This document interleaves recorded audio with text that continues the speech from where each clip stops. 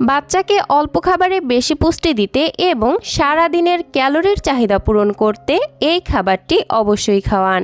আসসালামু আলাইকুম দর্শক, নুরস মমের আরও একটি নতুন পর্বে আপনাদেরকে স্বাগতম। আমার আজকের আয়োজনে বাচ্চাদের জন্য হাই প্রোটিন সমৃদ্ধ এবং হাই ক্যালোরি বহুল একটি খাবারের রেসিপি নিয়ে হাজির হয়েছি। পুষ্টিকর এই খাবারটি তৈরি করে 1 বছর থেকে 5 বছর বয়সী বাচ্চাদেরকে সকাল, দুপুর অথবা রাতের প্রধান খাবার হিসেবে খাওয়াতে পারবেন। তাহলে এখানের কথা না বাড়িয়ে সরাসরি চলে যাচ্ছি আমার মূল রেসিপিতে। পুষ্টিকর এই খাবারটি তৈরি করতে আমি প্রথমেই নিয়ে নিচ্ছি 2 টেবিল চামচ পরিমাণ সুগন্ধি পোলাওয়ের চাল। এখন এই চালগুলোকে পানি দিয়ে 4 থেকে 5 বার পানি চেঞ্জ করে করে খুব ভালোভাবে ধুয়ে নিচ্ছি। ধুয়ে নেওয়া হয়ে গেলে চালগুলোকে একটা সাইডে রেখে দিচ্ছি। আমার আরও লাগবে একটি মুরগির ডিম। আমি এখান থেকে শুধুমাত্র ডিমের কুসুমটা ব্যবহার করব, আপনারা চাইলে পুরো একটি ডিমও নিয়ে নিতে পারেন। তো ডিম থেকে ডিমের কুসুমটিকে আলাদা করে নিলাম আর অন্য আরেকটি বাটির মধ্যে নিয়ে নিচ্ছি। তারপর চামচের সাহায্যে কুসুমটিকে খুব ভালোভাবে ফেটিয়ে নিচ্ছি। ফেটিয়ে নিয়ে এটাকেও একটা সাইডে রেখে দিচ্ছি। এবং আরও লাগছে গরুর দুধ। আমি এখানে 1 কাপ পরিমাণ লিকুইড গরুর দুধ নিয়ে নিয়েছি। এর সঙ্গে আমার আরও লাগবে কিছুটা পরিমাণে গাজর। এজন্য আমি অর্ধেকটা পরিমাণ গাজরের ওপরের স্কিন ছিলে ফেলে দিয়েছি। তারপর এরকম একটি গ্রেটারের সাহায্যে গাজরের অর্ধেকটা পরিমাণ খুব ভালোভাবে গ্রেট করে নিলাম। এরপরে এই সব উপকরণ নিয়ে চলে যাচ্ছি চুলায়। চুলায় একটি পরিষ্কার প্যান বসিয়ে এর মধ্যে দিয়ে দিচ্ছি 1 চা চামচ পরিমাণ ঘি। আপনারা চাইলে এখানে ঘিয়ের পরিবর্তে বাটার অথবা অলিভ অয়েলও ব্যবহার করতে পারবেন। ঘি এবং বাটারে রয়েছে গুড ফ্যাট এবং ক্যালোরি, যা বাচ্চাদের দ্রুত ওজন ও স্মৃতিশক্তি বাড়াতে জাদুর মতো কাজ করে। সুন্দর একটি ফ্লেভার আসবে, এজন্য দিয়ে দিচ্ছি একটি মুখ ফাটানো এলাচ আর একটি তেজপাতা। এরপর গ্রেট করে রাখা গাজরগুলো দিয়ে চুলার আঁচ একদম লোতে রেখে ঘন ঘন নেড়েচেড়ে এই গাজরগুলোকে মোটামুটি 1 মিনিটের মতো ভেজে নিচ্ছি। 1 মিনিটের মতো ভেজে নেওয়া হয়ে গেলে আগে থেকে ধুয়ে রাখা চালগুলো দিয়ে দিচ্ছি। দেন আবারও ভেজে নিচ্ছি মোটামুটি 2 থেকে 3 মিনিটের মতো। চুলার আঁচ একদম লোতে রেখে এগুলোকে ভেজে নিব যতক্ষণ পর্যন্ত এই চাল এবং গাজরের গায়ের পানি শুকিয়ে আসে আর খুবই সুন্দর একটি ফ্লেভার বের হয়। তো মোটামুটি 2 থেকে 3 মিনিট ভেজে নেওয়ার পর এর মধ্যে দিয়ে দিব গরুর দুধ।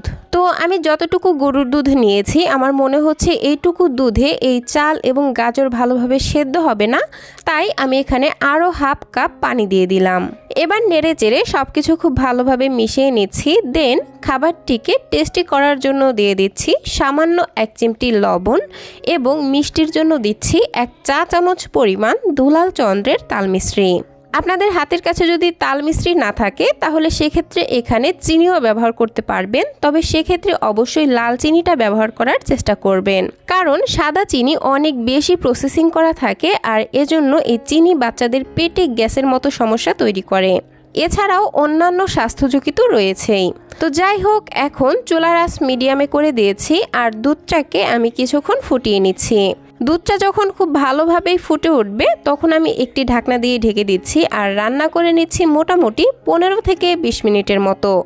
আর মাঝে মধ্যে ঢাকনা তুলে একটু নেড়েচেড়ে দিবেন যাতে করে তলায় না লেগে যায়। ফিরে আসলাম মোটামুটি 20 মিনিট পর আর দেখতেই পাচ্ছেন এতক্ষণে আমার সব উপকরণ খুব ভালোভাবে সেদ্ধ হয়ে গেছে আর দুধটাও শুকিয়ে ঠিক এরকম পর্যায়ে চলে এসেছে। এখন আগে থেকে যে ডিমের কুসুমটা ফেটিয়ে রেখেছিলাম সেটা অল্প অল্প করে দিয়ে দিচ্ছি আর এক হাত দিয়ে অনবরত নেড়েচেড়ে দিচ্ছি। এই পর্যায়ে ঘন ঘন নেড়েচেড়ে দিতে হবে, তা না হলে ডিমের বড় বড় দলা পেকে যাবে আর সেটা শক্তও হয়ে যাবে, যে কারণে ছোট বাচ্চাদের গিলতে অসুবিধা হবে। তো আমি ডিমের কুসুম খুব ভালোভাবে মিশিয়ে নিয়েছি। এখন মনে হচ্ছে যে আমার এই খাবারটি একটু ম্যাশ করতে হবে, সেজন্য আমি যে এলাচ এবং তেজপাতা দিয়েছিলাম সেগুলো তুলে নিচ্ছি। তারপর এরকম একটি ম্যাশারের সাহায্যে আমার বাচ্চার পছন্দ অনুযায়ী খাবারটিকে ম্যাশ করে নিচ্ছি। তবে যেসব বাচ্চারা খাবার খুব ভালোভাবেই চিবিয়ে খেতে পারে তাদের ক্ষেত্রে এখানে আর খাবারটিকে ম্যাশ করার কোনোই প্রয়োজন নেই। এই তো আমি ঠিক এরকম একটু দানাদার অবস্থায় রেখে খাবারটিকে ম্যাশ করে নিয়েছি।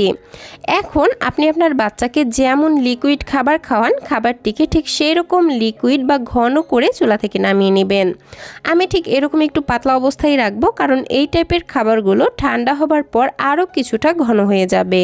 আর এই তো তৈরি হয়ে গেল বাচ্চাদের জন্য হাই প্রোটিন সমৃদ্ধ এবং হাই ক্যালোরিযুক্ত একটি খাবারের রেসিপি।